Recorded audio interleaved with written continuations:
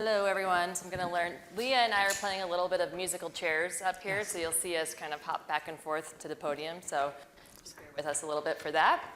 So today we will be talking about life cycle assessment and product carbon footprint data, specifically for products made with renewable raw materials that are designed for composting. So we'll kick it off with starting to talk a little bit about the difference between a product carbon footprint and a life cycle assessment. We'll talk a little bit about how these calculations can be measured. We'll go through some data gaps that we've identified in our work. We'll talk a little bit about the difference between biogenic and anthropogenic emissions. And then we'll summarize with what we wish everyone knew about life cycle assessment and product carbon footprint data. So from this point forward, when we use the acronym LCA, it stands for life cycle assessment. And when we use the acronym PCF, it stands for product carbon footprint. So before we hop through the rest of this presentation, we thought it would be helpful to explain a little bit about the companies that we represent so you can understand our viewpoint and the scope of work that we focus on when we're talking about this world. So as mentioned, I work for EcoProducts. EcoProducts is a business unit of the Novolex family of brands, and we're a leading provider of food service packaging. Most of what we do is food service packaging that's made with renewable resources that's designed for composting. In fact, we have over 350 BPI certified SKUs. We have a much smaller subset of what we do that is food service packaging that's made with post-consumer recycled content. This subset is not compostable, but we have this to support end market demand for recycled content and to reduce the amount of virgin conventional plastic that's in food service packaging. And then new-ish to us within the last year or so is a line of reusable food service packaging as well. And EcoProducts has been a certified B Corp since 2016.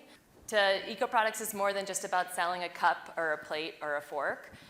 We truly believe in improving the environmental impacts of food service packaging, and we work really hard to support composting, recycling, and reuse infrastructure. And we try to collaborate with partners all across our value chain to try and shift how the world manages its resources. Perfect. So, hi, I work for Biomaterials. We're a world-leading manufacturer of polyhydroxyalkanoate polymers. So we are owned by the South Korean company Cheiljedang, which is a $32 billion food, bio, and entertainment company. And so you may be familiar with some of their products like you see here, like Bibigo dumplings or Red Baron frozen pizza, or maybe you've been to a Tous Les Jours, which is a French-Korean bakery that's, I swear, popping up all over the US right now. So in our division, what we're doing is we are fermenting sugar from sugarcane to be able to make a biopolymer that's used in some of the applications you see there below, flexible and rigid food packaging, food serviceware that's certified to be both home and commercially compostable. Awesome. Hopefully, oh, you're next. Musical chairs.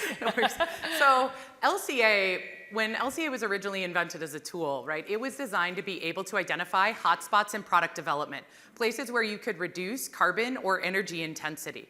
However, increasingly, it's being used as a comparative tool, being able to compare materials and end-of-life scenarios. In the state of Oregon, their EPR laws are now incorporating modulations and requirements for LCA reporting. In Europe, LCA is increasingly being looked to as a tool to inform plastic and packaging regulation. And of course, brands are using it to be able to guide their decisions and avoid greenwashing claims so that they can justify their choices to consumers. But I think it's important, as Suzanne pointed out yesterday, as consumers are increasingly valorizing biodegradability as a scenario, it's important that LCA can accurately reflect what happens to materials when they are considered biodegradable and more specifically when they're compostable. All right, now I think it's my turn to jump in. So let's talk a little bit about the world of product carbon footprint. So what is a product carbon footprint? A product carbon footprint essentially measures the carbon impacts of a product or the greenhouse gas emissions associated with the entire life cycle of that product. So a product carbon footprint, or a PCF, can be thought of as a subset of a full-blown life cycle assessment, or LCA. In a traditional LCA, there can be a variety of different life cycle indicators available to help us understand the full environmental impact of a product or a service. So examples of these life cycle indicators are water use, water intensity, ecotoxicity, human toxicity, land transformation, land use, and then there's also acidification, eutrophication, and then there's also global warming potential with carbon uptake and global warming potential. Each of those last two essentially measure greenhouse gas emissions associated with the product. I mentioned global warming potential with carbon uptake and global warming potential on its own. And it's important to know that these are two different life cycle indicators in an LCA. Ecoproducts currently shares its data in the life cycle indicator of global warming potential with carbon uptake, which is why we specify that the data that we share at this current moment is a product carbon footprint and not necessarily a full-blown LCA. Now, the difference between global warming potential with carbon uptake, or GWP with carbon uptake, and global warming potential on its own, or GWP on its own, is that GWP with carbon uptake accounts for carbon sequestration, biogenic carbon emissions, and anthropogenic emissions in its calculation, whereas global warming potential on its own only accounts for anthropogenic emissions and does not account for carbon sequestration and biogenic emissions in its calculation. So because of this, for products made with renewable raw materials, those two life cycle indicators will have different values. And there's a diagram on the bottom right of this slide that explains a little bit of what we're talking about with carbon sequestration, biogenic emissions, and anthropogenic emissions, but Leah and I will both dig more deeply into that concept in a couple of slides closer to the end of the presentation. All right, so how does this data work? I know there's a lot going on in this slide, so please just bear with me for a moment. Many of you in this room may understand this concept, but we thought it was really important to review this together to make sure we're in alignment about some of the concerns that we have and that really everyone else in the room should have about some LCA and PCF data that's out there. So what we're looking at here is basically a diagram about how PCF and LCA data work for many companies. So if you're a company like EcoProducts, you're trying to get the results that are shown on the right side of this diagram, right? So we try to use some sort of an LCA tool to help us get those results. So this LCA tool can be something like a free online database that's available. It could be an in-house spreadsheet that you create manually. It could also be some sort of like an online database and also like a partner that can help you get through a lot of this information, which is what's shown at the middle of this diagram. So EcoProducts uses the Eco Impact Compass LCA database platform, which is supported by Triac. Which is a very trusted partner in the industry, but there are a variety of different companies and platforms out there that can help you do this work. We've been really appreciative of Triac through this process. You'll see as we begin to explain some examples that they've really helped us to understand the input of our data and why the results are the way they are. Now, what's important to focus on here, because this may change for different companies, all depending on how they choose to conduct this work, is the input of data options into these LCA databases or these LCA tools. So the combination of what data feeds these databases, along with how that data feeds these databases, will ultimately impact that final result we're looking for on the far right of the slide. So what kind of data options do we have? On the top, there we see global average databases like EcoInvent or Gabi. These average databases have information for hundreds of different raw materials, manufacturing processes, and end-of-life scenarios, and it's fed by thousands of data points to make this average global database. Now, if information in that database is not available, this LCA partner or tool will then go to looking at other peer-reviewed studies that are available that have information. And while these studies can be really helpful, we've also found a lot of conflicting information in a lot of these studies, especially depending on when they were published. So in addition to that, a company can choose to use primary data, or basically information specific to their individual supply chain, to feed these models. Now remember, this data can feed this system in any combination, in any order, and in any way. So someone can choose to use entirely primary data or entirely global average databases. What this is showing us is that the same LCA database can produce radically different results for similar raw materials, manufacturing processes, or even end-of-life processes, all depending on that input of data. So we've been on a journey focusing on this for quite a while, for the last couple of years, And what we've found is that a lot of these databases, unfortunately, just do not have a rigorous view of the kinds of raw materials that tend to make the products that everyone in this room is here celebrating, right? Products made with renewable raw materials that are designed for composting. And it's not necessarily at the fault of these LCA databases or these LCA practitioners. It's just unfortunately the reality of this data. In a couple slides, Leah will give some examples of what this means from her raw material standpoint as well. All right, so now we'll jump into some examples. And as I mentioned, EcoProducts has been working on this project for a couple of years. And we were finding inconsistencies in data for products made with renewable raw materials, which made us ask a lot of questions. Why is this? How can this happen? So we engaged with experts across the industry and realized that we really needed to try it and uncover a little bit of what was happening and try to work hard to help build more robust data sets.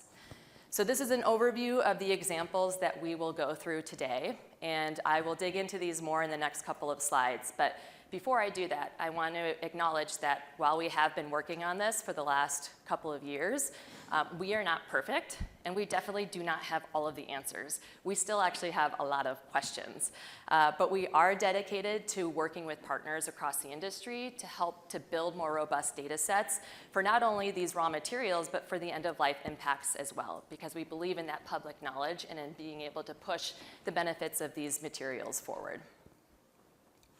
All right, so first we are going to start with an example for the manufacturing phase for molded fiber. And before I do this, I'd just like to orient you quickly with what we're looking at on these charts for the next couple of slides. So this is a bar graph that's going to show you the different life cycle phases of the products that we're going through. So on the far left of the bar graph, in the green, you'll see the raw material phase. To the right of that, the lighter blue is manufacturing. To the right of that, that darker navy blue is transportation, and then to the right of that, the turquoise teal would be end of life. The end-of-life options on these slides will either be end-of-life typical, which in LCA world basically just means end-of-life trash, or it will be end-of-life compost. All data is presented in the life cycle indicator of global warming potential with carbon uptake, and it's shared in kilograms of carbon dioxide equivalent. And all data is for one full case of finished product. So the molded fiber is one full case of 9-inch plates, and for the PLA, it's one full case of 12-ounce PLA cold cups. All right, so now onto the actual example. Oh, and one more thing. So the top bar shows us what the database originally gave us, the information the database originally gave us from all of that secondary data. And then the bottom line is the updated information we were able to get to after asking questions and trying to get more realistic data for our specific supply chain. So on the top here, you'll see the molded fiber manufacturing phase came back at the end of 2023, beginning of 2024, as a really large value, especially when we compared that manufacturing phase value to similar products that were maybe, like conventional plastic thermoforming. So we asked a lot of questions. We provided primary data from our supply chain, and that change resulted in a 75% reduction in the global warming potential with carbon uptake value for the manufacturing phase for molded fiber. This example is from our work in 2024. Since then, at the beginning of 2025, TRIAC, our LCA database partner, has updated their system. So if we were to pull this example again, that differential would be smaller. But we still wanted to share this because it's an important data point, considering how many people in the industry may still have that original data point, first of all. And we wanted to share that with you today to show that this data does constantly evolve. And you can't expect a data point that you pull at one point in time to be completely, completely solid. It's going to be dynamic over time.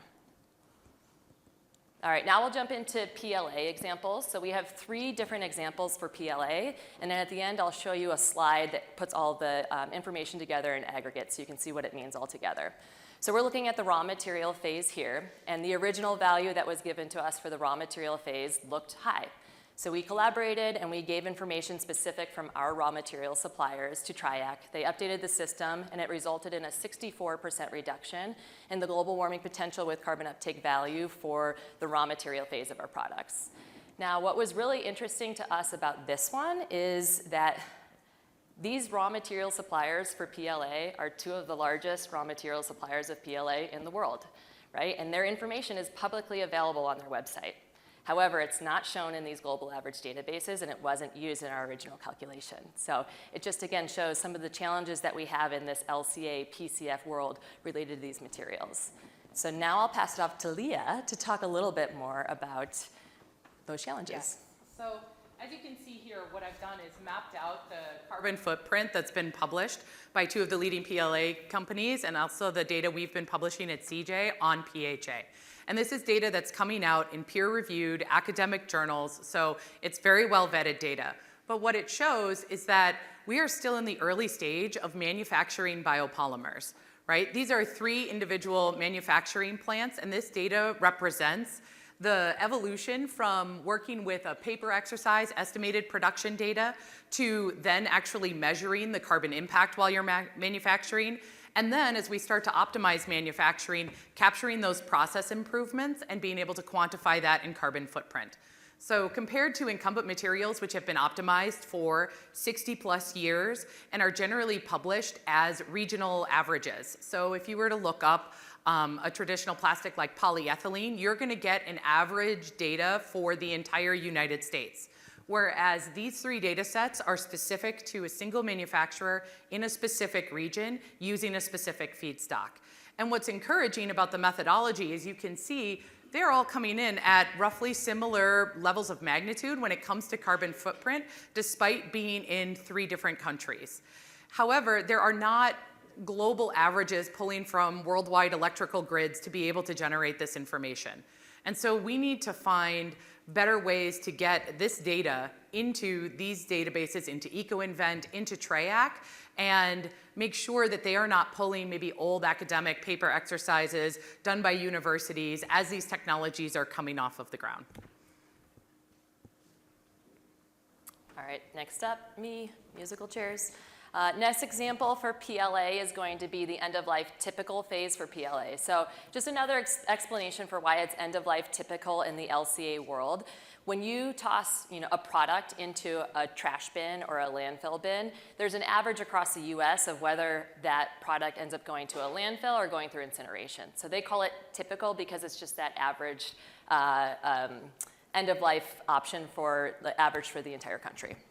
So this one is especially interesting, especially considering a lot of the misconceptions out there about how PLA behaves in landfills. So when we first received the data from the database in early 2024, we had a lot of questions about that huge value for the end-of-life phase. Luckily, when we approached TRIAC, our LCA database partner, they said, oh, we're aware, we're already working on this, and we have some updates coming soon. So what happened is PLA had previously been mischaracterized in their database, and they updated its characterization to make sure that it acts more like a conventional plastic polymer in landfills, meaning it's inert in landfills and does not give off greenhouse gas emissions. So with that change in their system, the end-of-life typical phase with global warming potential with carbon uptake was reduced by 97%. So I'll pass it off to Leah now to talk a little bit more about some of the information with greenhouse gas emissions in landfills. So ideally in a landfill, nothing happens. Most landfills in the US, we try to manage them so that they are cold, dry tombs because you don't want food degrading, you don't want compostable packaging degrading. That's what leads to methane emissions, landfill fires, structural instabilities. However, we know that's not the case, or that's not always how landfills are managed. About less than 20% of landfills in the US are actually managed to generate methane, and those generally have capture systems on them to be able to generate energy. However, when we're modeling in these systems, we need to represent what is the most likely scenario, and that's that they're gonna end up in these cold, dry tombs. But what happened here especially is in the early days of PLA, there were a variety of ASTM standards that were being used to evaluate PLA under anaerobic digestion conditions. And what's important is there were several standards that were kind of similar to a landfill environment, but maybe not close enough. Maybe it required higher thermophilic temperatures, or they used wastewater or sludge as an inoculant to be able to generate this data. So you can find academic papers that say, PLA generates methane. but those are not representative conditions in landfill. And I think that lesson's important is as we're studying new materials in different end-of-life scenarios, in the absence of international standards that we can test to that appropriately model the environments that we're putting these materials into, we can come to misleading conclusions. And once they are out there, they make their way into databases. It's very difficult to update. It's hard to take that data back once it's out in the wild. And so we need to be supportive of the processes that create the test standards that allow us to generate accurate, meaningful data as new materials come onto the market, as we're using them, and be able to model them and capture their carbon impact under these end-of-life conditions. So, and I'll later on show a little bit about how this looks in the compost environment. Thank you. All right, so one last example for PLA. So this is the end-of-life compost phase. So the original model we were looking at, which is the top line in this graph, was showing that the biogenic carbon emissions in the end-of-life compost phase were actually higher than the amount of carbon that was sequestered during the raw material phase. And this is at odds with principles of the carbon cycle. So we connected with Triac about this. We asked them to work on updating this. And this was actually the update that took them the longest amount of time. So first, they updated the model to more accurately reflect the carbon sequestration that was occurring specific to our raw materials in our supply chain. And then they also updated compost information for the rest of their database in this process as well. So within that, they updated the amount of carbon that's emitted into the air versus the amount of carbon that goes back into the soil or the compost. And then they also updated the split between carbon dioxide and methane emissions in that end-of-life phase as well. So this change resulted in a 20% reduction in the end-of-life compost phase for PLA. All right, so this is everything all together. So the top examples would be for a full case of 12-ounce PLA cups, if that end-of-life scenario is typical or landfill. We're looking at a 75% reduction in the global warming potential with carbon uptake value for one case of products. And if that end-of-life scenario is compost, we're looking at a 31% reduction overall with all those changes for one full case of products. Now, as Leah mentioned earlier in this presentation, we shouldn't be using this data for comparison purposes, and we shouldn't be using this data to help drive legislation. But in that odd chance that that might be happening, these changes matter, especially when we're being compared to possibly more affordable products that are out there, and just, you know, with costs being high and being a challenging thing for the users that we want to be using these products. All right, so just quickly, Leah mentioned this, and she will dive into this a little bit more, but in all of our research, we came across numerous studies that basically just said, we need better end-of-life data across the board for all materials. So some of the studies specifically said, you know, data is conflicting study to study. Values will vary widely, and something needs to be done about it. But mostly for end-of-life compost, which we'll continue to talk about now for the next couple of slides, newer studies are starting to say that the LCA and PCF boundary for composting as an end-of-life option really should be expanded so that it can include the other environmental benefits and opportunities associated with composting organic materials, which Leah will jump into now. Do you want it for the next couple slides? Sure. Okay. Sounds fun. So there are still, even with some of these changes that were made in Triac's database, there are aspects of composting that are not commonly captured in LCA. So typically in LCA, carbon in a product is expected to be fully emitted in the compost phase. But one important part that we don't capture right now is the methane or carbon impact from being able to divert more food waste away from landfills. I think we've all heard the statistic that landfills are the third largest source of human-generated methane emissions in the United States. And so for every pound of food waste that we take out of a landfill and put into compost, that benefit is not included in LCA. And we know there have studies been done, and I've got a good one here from Carla at Ag Recycle, showing that using compostables increases your food waste diversion rates. So in a front of house scenario in a cafeteria, when they introduced compostable food serviceware, the rate of food diversion increased 78%. Compared to the introduction of reusable food serviceware, food waste diversion only increased 62%. And when using traditional disposables, food waste diversion only increased 9%. So that 78% has a measurable carbon impact that we are not accounting for in the use of these materials. Yeah. different green button, not the laser. Laser. But as we are getting better at understanding the intersection of compost and soil science, there is still a lot of fast evolving data, and this is my favorite part. So with compost application to soil, and I'm certain the composters in the room could talk about this even better, there is great data showing that over periods of decades, you are going to see measurable carbon sequestration in soils when you apply compost. But we are not accounting for that data in our LCAs. And I've got some great data here from Rebecca Riles, who commonly presents with the US Composting Council, sharing the studies that she's done. This is all peer-reviewed and published research, and it is something we need to think about when we are comparing our end-of-life scenarios, right? When you do a recycling LCA, you account for a certain number of cycles that you're recycling a material. Here we are missing a really important impact that we should be assigning to compostable products. Additionally, some of this data that I'm showing is from 2015, 2019, but the US Composting Council was recently awarded a grant to be able to study this topic in even further depth, because we know this is an area that we need more nuanced data if we're going to be building it into our LCA models. So, and Megan was nice enough to check with Linda at USCC. This is a grant and a project that is still moving forward, and testing is going to begin across 3 states this fall, where they're measuring carbon sequestration in soil, water retention, and overall soil health. And those are all aspects and indicators that we should be considering if we are enabling these systems through the use of compostable products. And so it's important to know, and I'll just keep going. Okay. Not all carbon is created equal either. So when we're looking at raw materials, right, there's this idea of biogenic carbon. With a lot of the materials, like with PHA and PLA, fundamentally what we're doing is using plants to capture and sequester atmospheric carbon dioxide into sugars that we can ferment to be able to make materials. And we know that some of that carbon dioxide will go back into the atmosphere, but that's where it was pulled from in the first place. It's considered renewable or biogenic carbon. Some of it's going to get sequestered into the compost, and some of it is going to go into the soils, like we were talking about on the last slide.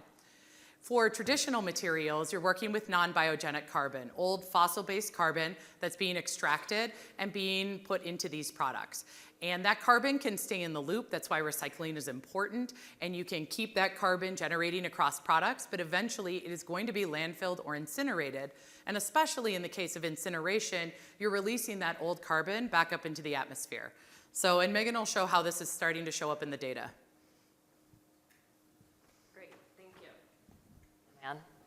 Yes. Yeah, okay. All right, so thank you for that explanation. So we're starting to see in this conference that the term biogenic carbon is showing up a lot more, especially in different carbon accounting circles.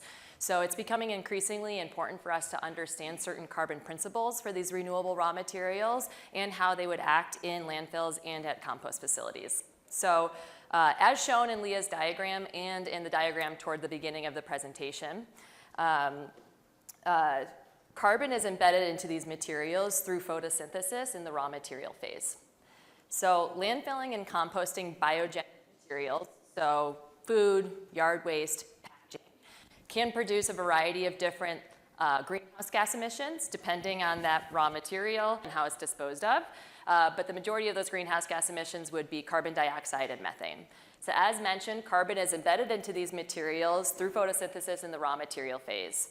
When that carbon is decomposing at a compost facility, the majority of that carbon is converted into carbon dioxide, and a very, very small amount of that biogenic carbon is converted into methane.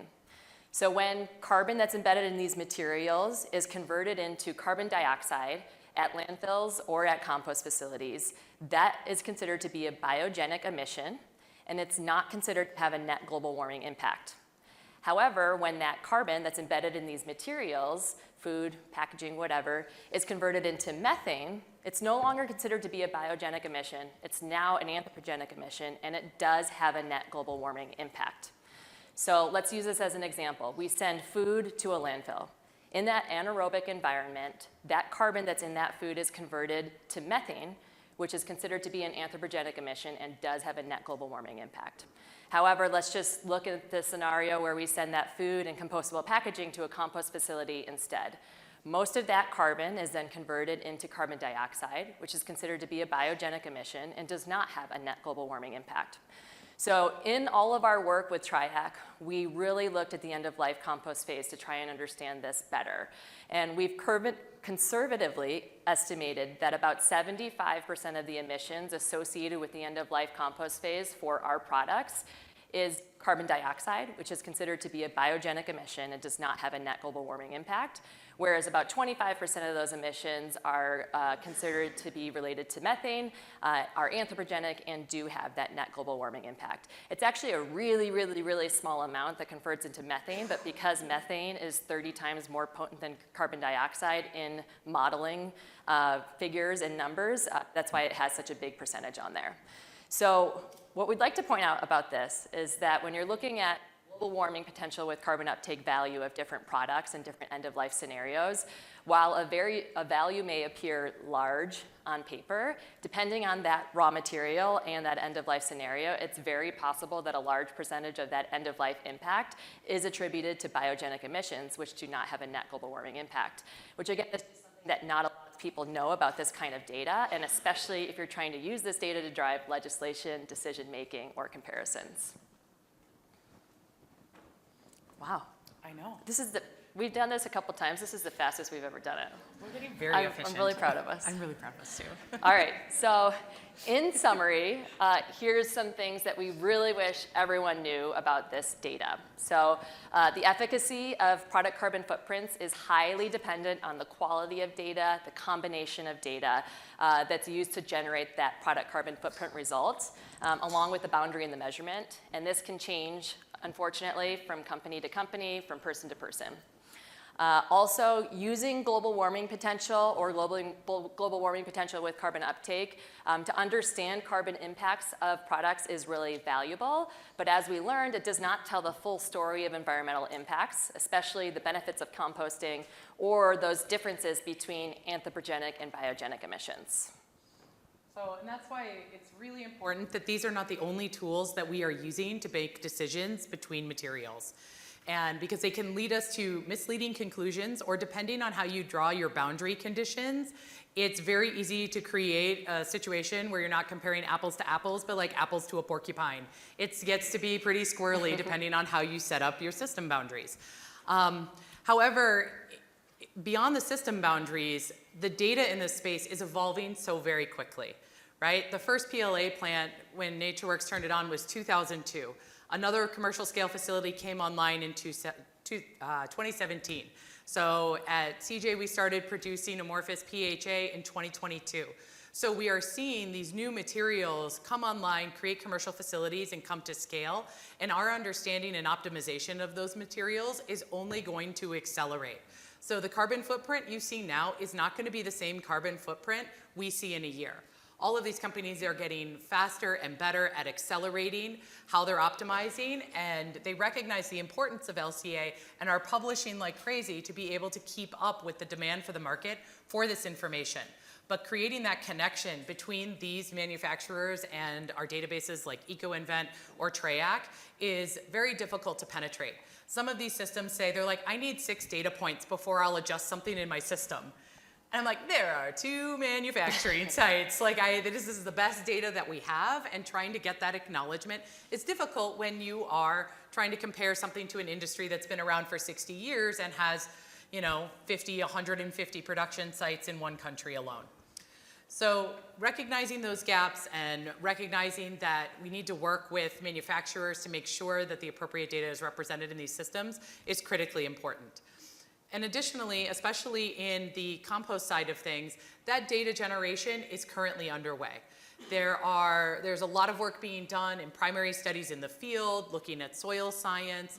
I think there's opportunities to develop standards for being able to measure carbon in composting related to compostable packaging. And these are all things that are going to take the next 5 to 10 years to come to fruition. But if we make hard choices only relying on the LCA system boundaries and data that we have today, we're going to come to some misleading and probably some wrong conclusions. Yeah, great. Thank you, everyone. Yes. There we go. Okay.